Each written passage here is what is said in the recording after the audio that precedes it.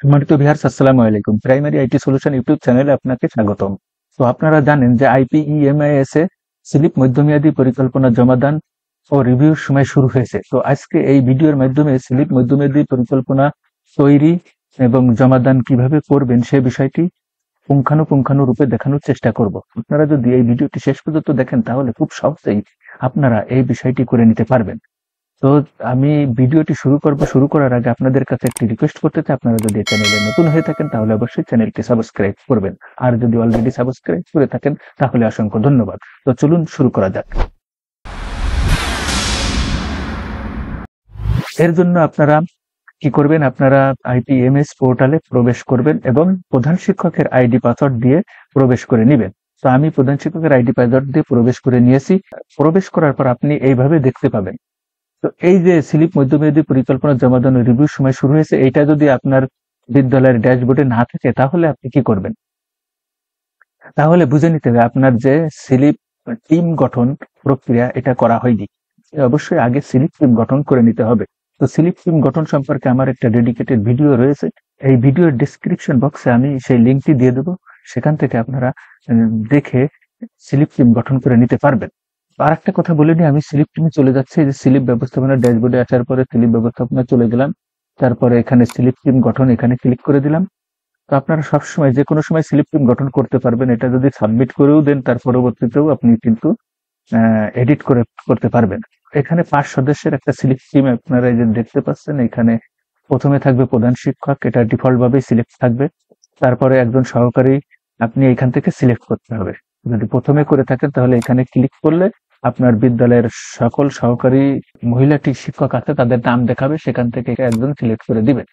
ঠিক আছে। আর যদি মহিলা শিক্ষক না থাকে সেক্ষেত্রে আপনি একজন পুরুষ টিচারকে দিয়ে দিতে পারবেন।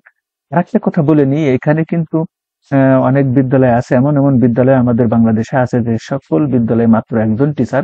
সেক্ষেত্রে কিন্তু আপনি এখানে কোনো শিক্ষক পাবেন না এবং সিলেক্ট টিমও গঠন করতে পারবেন না। তাহলে আপনি কি করবেন, তাহলে আপনি টিও স্যারের সাথে সাক্ষাৎ করে একজন ডেপুটেশন নিয়ে আইপিএমআইএস এ সংযুক্তি দেখাবেন। একজন টিচার ডেপুটেশন নিয়ে সংযুক্তি দেখাবেন, তারপরে আপনি এই টিম গঠন করে নিবেন। তারপরে এখানে এসে একজন এসএমসি সদস্য দিবেন। আমি এসএমসি সদস্য একজন দিয়ে দিয়েছি। তারপরে পিটিএ সদস্য একজন দিবেন এখানে। তারপরে অনুদান, সর্বোচ্চ অনুদান প্রদানকারীর নাম এখানে দিবেন। আপনার বিদ্যালয়ে যদি 2 জন 4 জন 5 জন অনুদান প্রদান করে থাকে, সেক্ষেত্রে যে সবচেয়ে বেশি অনুদান প্রদান করেছে তার নাম এখানে দিবেন। দেওয়ার পরে এখানে সাবমিট করে দিবেন। তারপরে আপনি ওই আবেদনটা পাবেন। তো আমি এখান থেকে ব্যাকে আসতেছি, আমার এটা আগেই করা আছে। এখানে কিন্তু আমার এই যে আবেদন স্লিপ মধ্যমেয়াদী পরিকল্পনা এখানে দেখাচ্ছে। তো এখানে আমি ক্লিক করে দিলে চলে যাব। তো এখানে দেখেন আরেকটা বিষয় দেখাইনি যে এই যে 2 দিন 12 ঘন্টা আছে। তো আপনারা টেনশন করবেন না, কারণ এই আরো সময় বাড়ানো হবে, আমি ইতিমধ্যে খবর পেয়েছি। তো আপনারা তাড়াহুড়ো করার দরকার নেই, তো আরো সময় পাওয়া যাবে। তো এখানে ক্লিক করে দিচ্ছি।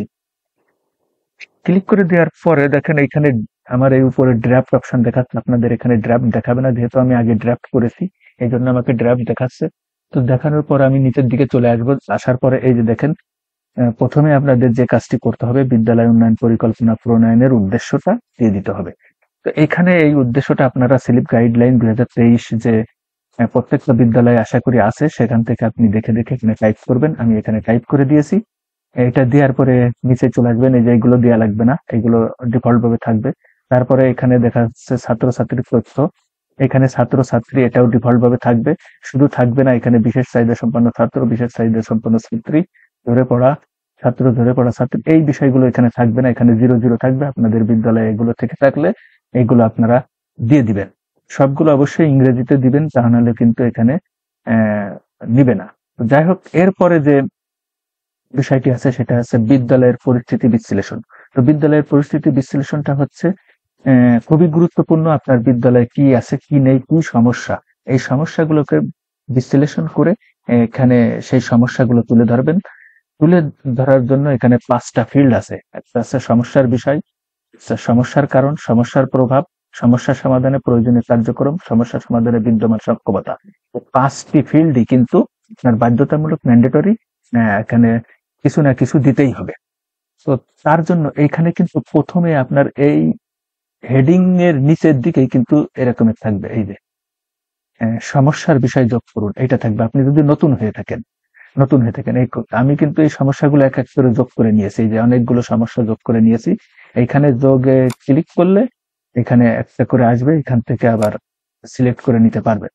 তো আমি এটা দিব না, আমি আবার ডিলিট করে দিলাম। এখানে আমি দেখাই, আমি একটা দেখিয়ে দিলে আপনারা অন্যগুলো পারবেন। তো আমি এখানে প্রথমে দেখেন প্রাথমিক শিক্ষা সিলেক্ট করেছি। তো এটার কি সমস্যার কারণ? প্রয়োজনীয় উপকরণের অভাব। প্রাথমিক শিক্ষা দিতে যেয়ে আমার সমস্যা আছে, সেটা প্রয়োজনীয় উপকরণের অভাব। তারপর সমস্যার প্রভাব শ্রেণী কার্যক্রম পরিচালনায় সমস্যা হচ্ছে, এটা দিয়ে দিছি। তারপরে সমস্যা সমাধানে প্রয়োজনীয় কার্যক্রম, সমস্যা সমাধানে প্রয়োজনীয় কি কার্যক্রম গ্রহণ করেছেন? ঊর্ধ্বতন কর্তৃপক্ষের সাথে নিয়মিত যোগাযোগ রাখছেন, ঠিক আছে। এরপর হচ্ছে সমস্যা সমাধানে বিদ্যমান সক্ষমতা। সমস্যা সমাধানে আপনার বিদ্যালয়ের কোনো সক্ষমতা আছে কিনা, সেই সক্ষমতা যদি থাকে তাহলে আপনি এখানে দিবেন সক্ষমতা আছে, আংশিক আছে। আমি দিয়ে দিয়েছি নাই। এইভাবে করে আপনি প্রত্যেকটা সমস্যা যোগ করবেন, যোগ করে করে আপনি এখানে আহ, তুলে ধরবেন সবকিছু। এখন দেখেন, এই যে আরেকটা দেখাচ্ছি, এই যে ওয়াশ ফ্যাসিলিটিস আমি দিয়েছি একটা পরিত্যক্ত, আমার দুইটা আছে, একটা পরিত্যক্ত হয়ে গেছে। তারপরে এই যে নিরাপদ স্যানিটারি ব্যবস্থা অর্জন করা যাচ্ছে না, সামনে প্রভাব দিয়ে দিয়েছি। তারপরে যে ঊর্ধ্বতন কর্তৃপক্ষের সাথে যোগাযোগ করতেছি নিয়মিত, তারপরে দিয়ে দিচ্ছি নাই। হ্যাঁ, এটা আমার বিদ্যমান সক্ষমতা নাই। এইভাবে করে আপনি প্রত্যেকটা সমস্যা এইভাবে যোগ করে করে প্রত্যেকটা লিখে দিবেন। এরপরে এই যে ডান দিকে দেখতেছেন ডাউন অ্যারো এবং আপ অ্যারো, আপনি এইগুলোকে উপর নিচে করে নিয়ে যেতে পারবেন আপনার গুরুত্বপূর্ণ বিবেচনায়। যেটাকে মনে করেন আপনি গুরুত্বপূর্ণ মনে করতেছেন, আপনি এটাকে উপরের দিকে নিয়ে যাবেন, তাহলে এই অ্যারোর উপরে ক্লিক করলে এক এক করে উপরের দিকে চলে যাবে। এরপরে নিচের দিকে আসছে অভৌত চাহিদা। এই অভৌত চাহিদা, এটা হচ্ছে আমাদের 3 বছরের চাহিদা করতে হবে। এটা হচ্ছে অনেকটা পরিকল্পনা, যেটা আমরা 3 বছরের করে থাকি। 3 বছরে কি কি লাগবে কি লাগবে না, এই বিষয়ে একটা চাহিদা তৈরি করতে হবে। এখানেও আপনি ফাঁকা অবস্থায় পাবেন, এখানে কিছু পাবেন না।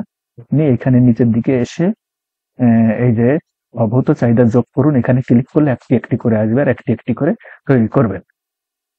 এরপর আমি প্রথমে দিয়েছি শিক্ষা উপকরণ পুরাই। এখানে হেডিং আছে বর্তমান সংখ্যা। বর্তমান সংখ্যা বলতে আপনার বিদ্যালয়ে বর্তমানে কতটি আছে সেটি দিয়ে দিবেন, খারাপ হোক ভালো হোক দিয়ে দিবেন। দিয়ে দেওয়ার পরে যে সংখ্যাটি আছে, আমার 55টি আছে, আমি 55টি দিয়ে দিয়েছি। এরপরে বর্তমান অবস্থা, এই বর্তমান অবস্থা এটা আছে পর্যাপ্ত না, এই 55টি আমার পর্যাপ্ত না, আপনি দিয়ে দিতে পারেন এগুলো ভালো নয়, এগুলো নষ্ট হয়ে গেছে, এরকমের দিতে পারেন। হ্যাঁ, তারপরে আরো দরকার, স্বল্পতা, এরকমের দিতে পারেন। দেওয়ার পরে 3 বছরের চাহিদা দিবেন এখানে। এখন 3 বছরে আমার প্রতি বছরে 50টি দরকার, 3 বছরে আমি 150টি ধরে 100 দিয়ে গুণ দিয়েছি, প্রতিটির দাম 100 ধরে গুণ দিয়ে দিয়েছি 15,000 টাকা। ঠিক আছে। তারপরে দুর্যোগের সময় শিশুদের যাতায়াত ব্যবস্থা, এটা আপনাদের একটু জেনে নিতে হবে। দেখেন এখানে তথ্য দিন লেখা আছে, এখানে আমি কিন্তু কিছুই দেই নাই। ঠিক আছে, কিছু দেই নাই কারণ কি, আমার বর্তমান সংখ্যা নেই, বর্তমান সংখ্যা নাই, কিছুই নাই। হ্যাঁ, এখানে শূন্য দিলে ভালো হইতো, কিন্তু শূন্য দিলে কিন্তু নেয় না। আমি আমি দেখিয়ে দিচ্ছি। এখানে আমি ক্লিক করলাম, ক্লিক করে যে শূন্য দিলাম, দেওয়ার পরে লিখতেছে যে অনুগ্রহ করে শূন্য থেকে বড় সংখ্যা দিন। তো এই শূন্য থেকে বড় সংখ্যা যদি দিতে হয় তাহলে 1 দিতে হবে, তাহলে আমার তো একটা নাই। এই জন্য আমরা এখানে ফাঁকা রাখেছি, এখানে 1 দিতে পারে। তো এখানে আমি ফাঁকা রেখেছি, ফাঁকা রাখলেও কিন্তু এটা সেভ নিবে, কোনো সমস্যা নাই। তারপরে এটা আছে বর্তমান অবস্থা, এটা নাই। তারপরে বর্তমান সংখ্যা আমার আগামী 3 বছরে এটার জন্য একটি দরকার, এই জন্য একটি 15,000 টাকা দিয়ে দিয়েছি। তারপরে বিশেষ চাহিদা সম্পন্নের জন্য শিক্ষা উপকরণ, এই যে একটি এরকম দিয়েছি। এই যে এখানে আরেকটা দেখাই, এই যে অন্যান্য, অন্যান্য আমি এখানে দিয়ে অগ্রাধিকার ভিত্তিক দিয়ে দিয়েছি, অগ্রাধিকার ভিত্তিক দিয়ে দিছি, অগ্রাধিকার ভিত্তিক যা প্রয়োজন বিদ্যালয়ে তাই দিব। এবারে এখানে একটি দরকার এরকম দিয়ে দিয়েছি, যাতে আমার ইচ্ছা মতো অন্য অন্য কিছু কিনতে পারি। ঠিক আছে। যাই হোক, এইভাবে করে আপনি কিন্তু প্রত্যেকটা বিষয়ের আলাদা আলাদা ভাবে লিখবেন এবং এখানে টাকার অঙ্ক বসাবেন। বসানোর পরে নিচের দিকে দেখেন, এখানে কিন্তু এই যে মোট কত টাকা তা দেখাচ্ছে, আমার 2,94,100 টাকা দেখাচ্ছে। আমাকে 3 বছরে বছরে 2,10,000 দিবে। তাছাড়া আরো জনগণের স্থানীয় অনুদান থাকতে পারে, সেই হিসেবে আমি একটা আনুমানিক 2,94,000 টাকা করেছি 3 বছরের। তো এই যে দেখেন মোট কতটি সংখ্যা, এগুলো কিন্তু অটোমেটিক এখানে চলে আসতেছে। এরপরে বিদ্যালয়ের অবকাঠামোগত চাহিদা যেটা, সেটা সিলেক্ট করতে হবে আমাদেরকে, এখান থেকে দিয়ে দিতে হবে।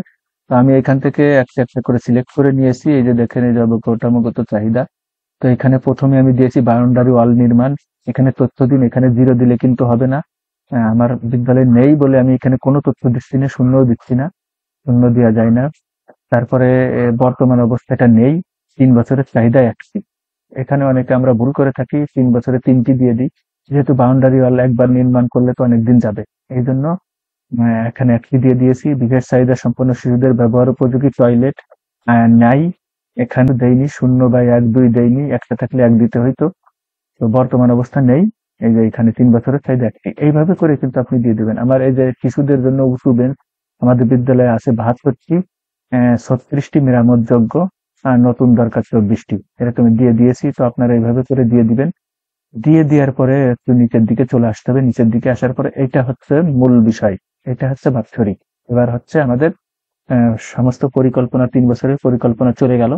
এরপরে আছে বার্ষিক আয়ের খাতসমূহ। এখানে বার্ষিক আয়ের খাতসমূহ এখানেও সিলেক্ট করে নিতে হবে। দেখেন আমি এখানে যদি দেই, দেওয়ার পরে এখানে একটা চলে আসলে, এখানে দেখেন আছে নিজস্ব আয়মূলক প্রকল্প। আপনার বিদ্যালয়ে যদি নিজস্ব কোনো আয় থাকে, আপনার পুকুর থাকে, আপনার যদি ফলের গাছ থাকে, এগুলো বিক্রি করে যদি কোনো টাকা পয়সা পান বিদ্যালয়ে স্থানীয়ভাবে, সেক্ষেত্রে এটা কিন্তু নিজের আয়মূলক প্রকল্প এটা বোঝায়। অর্থাৎ বিদ্যালয়ের যদি নিজস্ব কোনো আয় থাকে, সেটাকে নিজের আয়মূলক প্রকল্প এটা দিয়ে দেওয়া যায়। তো এটা আমার নাই, আমি এটা দিচ্ছি না। তারপরে ইউনিয়ন পরিষদ থেকে যদি প্রাপ্ত হন কিছু টাকা পয়সা, তাহলে দিতে পারেন। উপজেলা পরিষদ, জেলা পরিষদ ইত্যাদি যদি পেয়ে থাকেন দিতে পারেন, বা যদি এই আওতায় না পড়ে তো অন্যান্য দিয়ে দিবেন। তো আমি এখান থেকে প্রাথমিক শিক্ষা অধিদপ্তর থেকে 10,000 টাকা, অর্থাৎ এই যে প্রাথমিক বরাদ্দ যেটা থাকে, সেটা আমাদের উপজেলা থেকে দিয়ে দিতে বলেছে বলে দিচ্ছি। আপনাদের উপজেলার শিক্ষা অফিসার থেকে জেনে নিবেন যে প্রাথমিককে আলাদা দিতে হবে নাকি এইখানে দিতে হবে। যদি দিয়ে দিতে বলে তো আমাদের মতো এরকম দিয়ে দিবেন। আমরা দিয়ে দিয়েছি। তারপরে জনগণের অনুদান, এটাই হচ্ছে প্রদানকারী থেকে প্রাপ্ত, দিয়ে দিবেন। আমার মাত্র 200 টাকা একজন থেকে আমি পেয়েছি, সেটা দিয়ে দিয়েছি। তারপর হচ্ছে সরকারি অনুদান, যেটা স্লিপ গ্রান্ট নামে পরিচিত, এই যে 70,506 টাকা 38 পয়সা, এটা আমি দিয়ে দিয়েছি। এটা মন্তব্যের ঘরে স্লিপ গ্রান্ট লিখেছি। তো এখানে দেখেন 3টি ফিল্ড আছে, এই 3টি ফিল্ডে কি ম্যান্ডেটরি পূরণ করতে হবে, মন্তব্যের ঘরেও কিছু না কিছু লিখতে হবে। এখন এই যে এটা আমি কি বাদ দিয়ে দিচ্ছি, বাদ দিয়ে দিলাম। তো এই 3টা খাত থেকে আমি অর্থ পেয়েছি। আপনার যদি আরো খাত থাকে, এখান থেকে যোগ করে অর্থ টাকার অঙ্ক এখানে বসিয়ে দিবেন। এবং আপনার বিদ্যালয়ের জন্য প্রতি বছর কত বরাদ্দ হয়, সে বরাদ্দটা আপনি উপজেলা থেকে জেনে নিয়ে, যেহেতু শিক্ষার্থীর ভিত্তিতে এই বরাদ্দগুলো হয়ে থাকে, তাই আপনারা সেখান থেকে জেনে নিয়ে এই বরাদ্দগুলো এখান থেকে লিখে দিবেন। এরপরে চলে আসতেছে আপনার 1 বছরের জন্য কি কি আপনি ক্রয় করবেন, একটা বাজেট। সে বাজেটও এখানে কিন্তু সবগুলোই ম্যান্ডেটরি, 5টা ফিল্ড আছে, ম্যান্ডেটরি হিসেবে দিয়ে দিতে হবে। তো এখানেও আপনি ফাঁকা অবস্থায় পাবেন। নতুন অবস্থায় যদি করেন, তাহলে এখানে বার্ষিক কার্যাবলী যোগ করুন। এই যে দেখেন এইখানে যোগ করে করে আপনি একটা করে যোগ করে নেবেন। তো আমি যোগ করে নিয়েছি। প্রথমে দিয়েছি শিক্ষা উপকরণ পুরাই, বাস্তব পরিমাণ আমি 50টি কিনবো। আহ, আর বা একক দাম 100 টাকা, 50টি 100 টাকা করে হলে 5,000 টাকা হয়। তারপরে এখানে কে কিনবে, মানে এই কাজটি কে করবে, আমি দিয়েছি সহকারী শিক্ষক ও এসএমসি, এরকম দিয়ে দিছি। তারপরে হচ্ছে শিক্ষা উপকরণের তালিকা একটা, এটা হচ্ছে 60টি 100 টাকা করে, 6,000 টাকা প্রধান শিক্ষক ও প্রাথমিক। যেহেতু এটা হচ্ছে প্রাথমিকের আওতায় আছে, প্রাথমিকের আহ, যে আওতা ভিত্তিক, সেই জন্য এটা হচ্ছে প্রাথমিক শিক্ষক রেখেছি। এরপরে খেলাধুলা সামগ্রী 100টি, হ্যাঁ, মানে বাস্তব সংখ্যা 100টি কিনবো, দাম 25 টাকা করে ধরে দিয়ে দিয়েছি। এইভাবে করে আপনি সমস্ত গুলো দিয়ে দিবেন, এটা কোনো কঠিন কাজ নাই। তবে অবশ্যই এখান থেকে কিন্তু এই সংখ্যা এবং হার দাম গুণ করে সুন্দর করে বসাবেন। ঠিক আছে, এই যে 60 গুণ 150 কিন্তু 9,000 হয়। এভাবে করে কিন্তু সুন্দর করে দিয়ে দিবেন। দিয়ে দেওয়ার পরে আমাদের কাজটা শেষ হয়ে যাবে। কাজটা শেষ হয়ে যাওয়ার পরে এখান থেকে ড্রাফট করুন, এই অপশনে ক্লিক করবেন। আপনাদের আর একটা কথা বলে নেই, আপনারা যখন কাজ করবেন, কাজ করার সময় যদি দেখেন যে আপনার আহ, এখন অন্য কোনো কাজে ব্যস্ত হয়ে পড়তেছেন, অল্প কিছু কাজ করেছেন, তাহলে এই ড্রাফট অপশনে ড্রাফট এই ড্রাফটে ক্লিক করে করে রাখতে পারবেন। আপনি ড্রাফটে ক্লিক করে করে রাখলে থাকবে।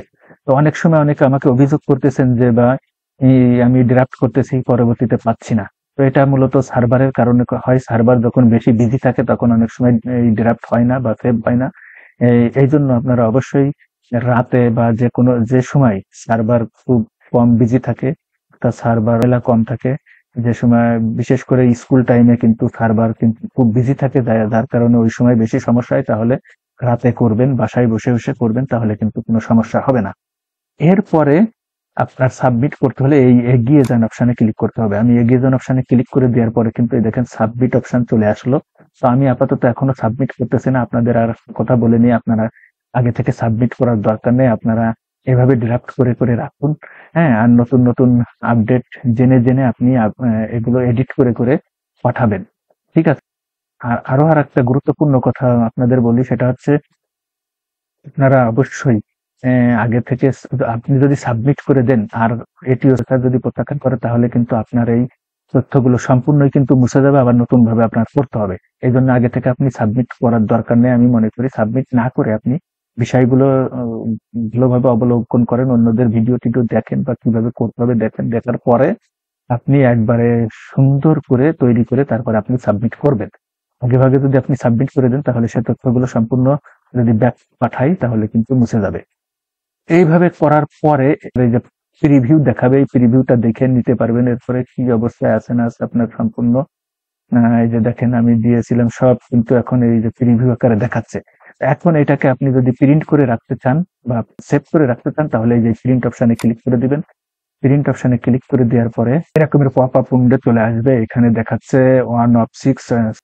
আমি এটাকে সেভ করব। সেভ করার জন্য এই যে এখানে দেখতে পাচ্ছেন যে এই যে সেভ যদি করি, আমি সেভ অপশনে ক্লিক করে দেবো, যেহেতু প্রিন্টার এখন নেই।